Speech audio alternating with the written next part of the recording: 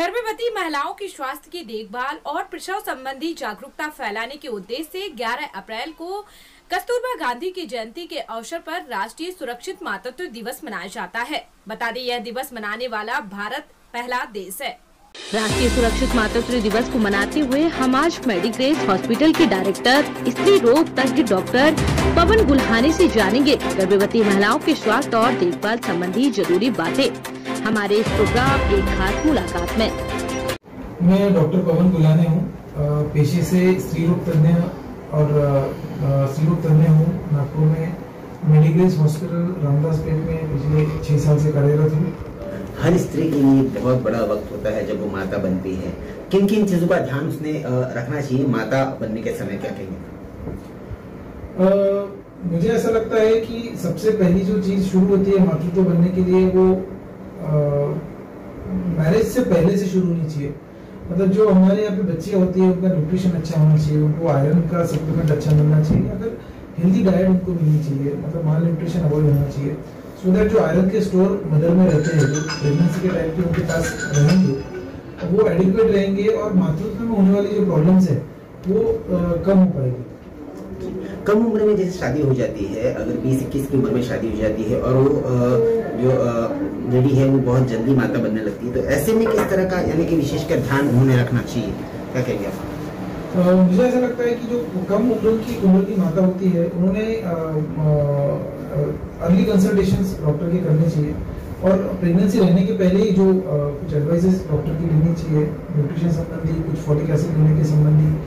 अगर आपका हीमोग्लोबिन कम है और आपको कोई और प्रॉब्लम्स है जैसे सिकल सेल एनीमिया बहुत कॉमनली हमारे तरफ देखा जाता है, उस बारे में डॉक्टर से सलाह लेनी चाहिए और उसके हिसाब से आगे की जो ट्रीटमेंट वगैरह वो कंटिन्यू पहले कर सकते हैं।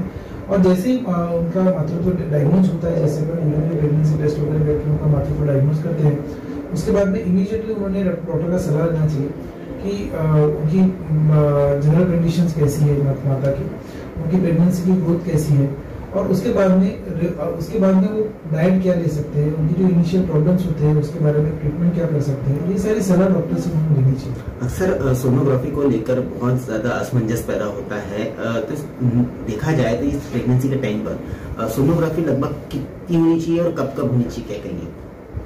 सोनोग्राफी के बारे में हमेशा से असमंजस बना रहता है।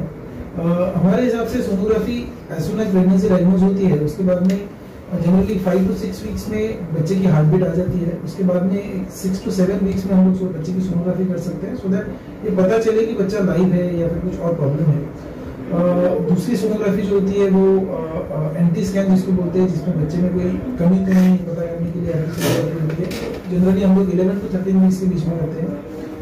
तीसरी सोनोग्राफी जिसको हम लोग एनोमली स्कैन बोलते हैं वो लगभग 4.5 महीने के आसपास, मतलब 18 to 20 वीक्स के बीच में हम लोग करते हैं। और एक आखिरी की सोनोग्राफी 32 वीक्स पे करनी चाहिए, जिसमें डॉपलर सोनोग्राफी बेबी के लिए होना चाहिए, जिसमें बच्चे को ऑक्सीजन जो सप्लाई है, ब्लड सप्लाई है वो बराबर से है कि नहीं वो अपन याद कर सकें।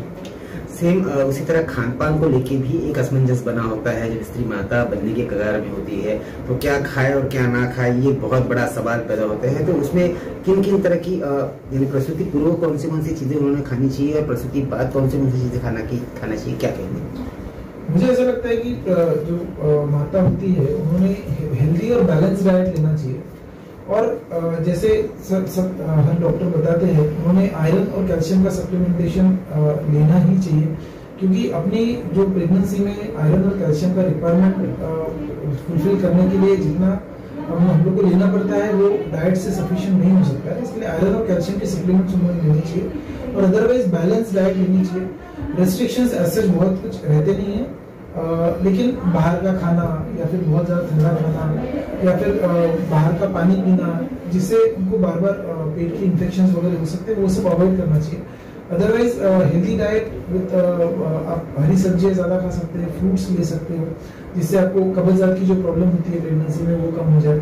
आप प्रोटीन के तौर पे एग्स खा सकते हो, बॉइल्ड एग्स खा सकते हो, फिश खा सकते हैं और जनरली हम लोग बताते हैं कि रेड मीट जैसे मटन वगैरह होता है वो अवॉइड किया तो ज़्यादा अच्छा रहता है, उसकी जगह पे वाइट मीट जैसे चिकन वगैरह होता है वो लेंगे तो ज़्यादा अच्छा रहता है, या फिश। जी, ये तो होगी सर प्रसूति दौरान माता की बातें। अगर बात की जाए जब प्रसूति हो जाती है उसके बाद माता को एक बहुत ज़्यादा तकलीफ वाला वो पीरियड होता है, तो ऐसे में कौन सी चीज़ों की खान पान उपलब्ध यानी के तौर पर उन्हें करनी चाहिए क्या? हम लोग एक बार डिलीवरी हो गई तो हम लोग रेस्ट्रिक्शंस बहुत ही कम बताते हैं माताओं को, क्योंकि ज़्यादा इम्पोर्टेंट ये है कि वो खाए। अदरवाइज हमारे जो सोसाइटी में नोशंस है कि माता ने सिर्फ दाल का पानी और रोटी ही खानी चाहिए। इसके अलावा उन्होंने हर चीज खानी चाहिए जो एक नॉर्मल पर्सन के लिए घर में बन रही है। कोई रेस्ट्रिक्शंस हम लोग को नहीं रखनी चाहिए। सिर्फ उन्होंने ये चीज ध्यान रखना चाहिए कि ज्यादा मसाले वाला चीजें जो ना खाए, सो दैट जो एसिडिटी वगैरह की प्रॉब्लम ना हो।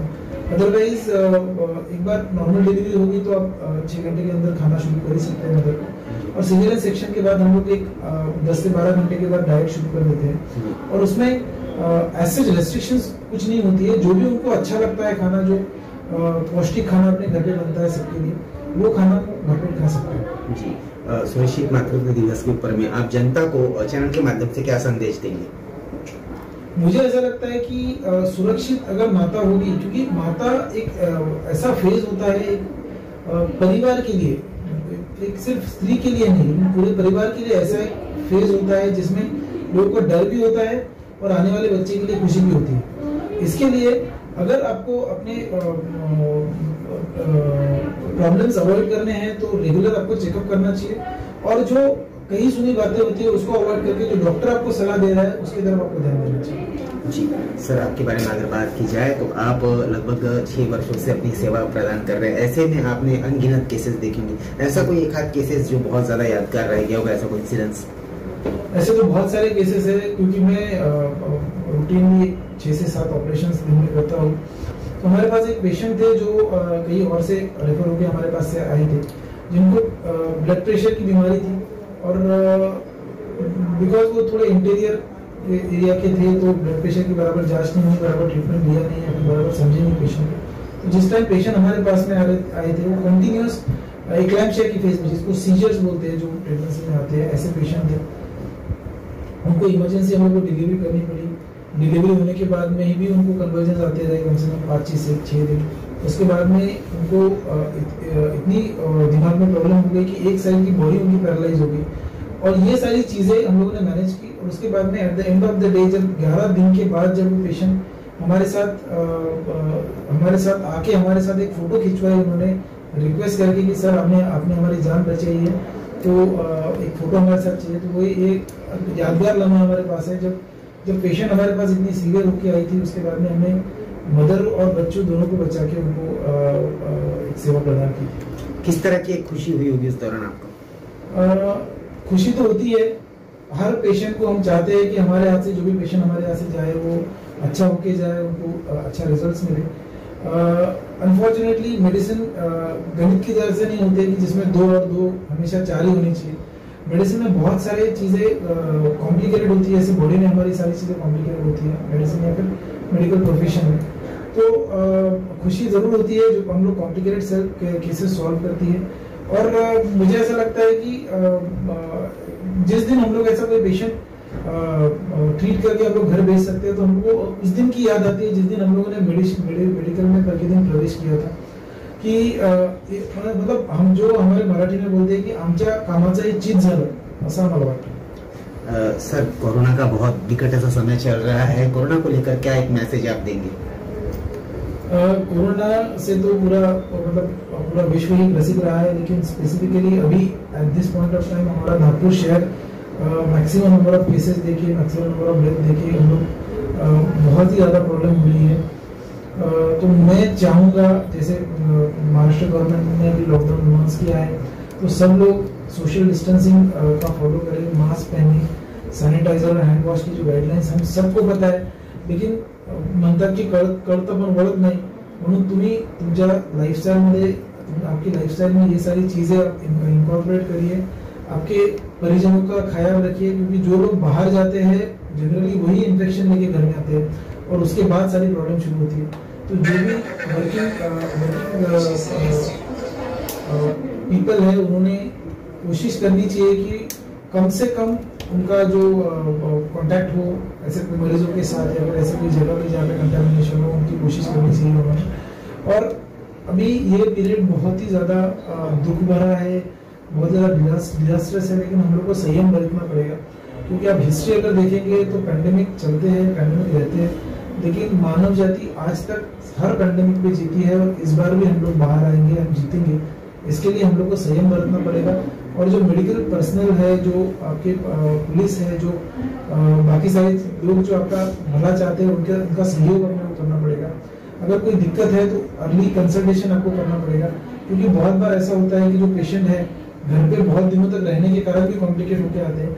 अगर अर्ली आपको सिम्टम्स आते हैं तो डरिए नहीं, आप टेस्ट करिए, डायग्नोज कर लीजिए और उसके बाद में कोशिश करिए कि आपको जल्दी से जल्दी ट्रीटमेंट मिले, सो दैट आपका एडमिशन के चांसेस, जो अभी बेड की बिल्कुल भी अपने पास अवेलेबिलिटी नहीं है नागपुर जगह पे, नागपुर जैसी जगह पे, तो वो अवॉइड कर सके, सो दैट अपन खुद का और खुद के परिवार का भी ध्यान रख सकते हैं और हेल्थ सिस्टम पे जो बर्डन आ रहा है वो भी अपन कम कर सकते हैं। अगर हम मेडिग्रेस हॉस्पिटल की बात करते हैं, यहाँ पे कौन कौन सी फैसिलिटीज पेशेंट्स के लिए अवेलेबल है, क्या कहेंगे? मेडिग्रेस हॉस्पिटल हम लोगों ने जब शुरू किया था आज से 1.5 से 2 साल पहले, तो हम लोग चाहते थे कि यहाँ के जो पेशेंट जो भी आए, यहाँ पे जो ऑब्स्टेट्रिक्स और गायनेकोलॉजी, स्त्री रोग तज्ञ और प्रसूति शास्त्र हम लोग बोलते हैं, वहाँ के जो पेशेंट्स हमारे पास आए उनको ऐसा लगे कि वो अपने घर पे ही है, और वैसा ही एनवायरनमेंट और वैसी ट्रीटमेंट हम लोग पेशेंट को प्रोवाइड करना चाहते हैं। लेकिन मेडिकल पॉइंट ऑफ व्यू अगर देखेंगे तो हम यहाँ पे जो हाई रिस्क प्रेगनेंसीज है, जो नॉर्मल डिलीवरीज है, सिजेरियन सेक्शंस है, कॉल्पोस्कोपी है, अल्ट्रासोनोग्राफी है, कैंसर के जो गर्भाशय के ऑपरेशंस होते हैं, जो सर्विस कैंसर के ऑपरेशंस होते हैं, मेदत्व निवारण की जो ट्रीटमेंट होती है और उसमें जो लैप्रोस्कोपी लगती है, और मेनली मैं स्त्री रोग तज्ञ और लैप्रोस्कोपिक सर्जन हूँ, सो मेनली जो लैप्रोस्कोपिक के सर्जरीज है, जैसे अंडाशय में गांठ है या फिर गर्भाशय में मिले है या फिर गर्भाशय के जो ऑपरेशन होते हैं दूरबीन से, और गर्भाशय के कैंसर के भी ऑपरेशन जो दूरबीन से होते हैं, वो सब हमारी स्पेशलिटी है और हम बहुत सक्सेसफुली यहाँ पे वो ट्रीटमेंट पेशेंट को प्रदान कर रहे हैं। किसी को अगर हॉस्पिटल में आके आपसे संपर्क करना है तो किस तरह संपर्क कर सकते हैं? हॉस्पिटल का एड्रेस और कॉन्टेक्ट नंबर? जी, हमारा हॉस्पिटल का नाम है मेडिग्रेस हॉस्पिटल। हम 6th floor Shri Radhe health Heights, नीति गौरव कॉम्प्लेक्स के अपोजिट सेंट्रल बाजार रोड, रामदासपेट में स्थित है। हमारा हॉस्पिटल का जो कॉन्टैक्ट नंबर, लैंडलाइन नंबर है, वो है 0712 665 2273। आप इस लैंडलाइन नंबर से भी कांटेक्ट कर सकते हैं। आपको मातृत्व दिवस की हार्दिक शुभकामनाएं, और आप जो जितनी माता है और बच्चे हैं वो सब सुरक्षित रहे, यही हमारी तहे दिल से मनोकामना है। धन्यवाद।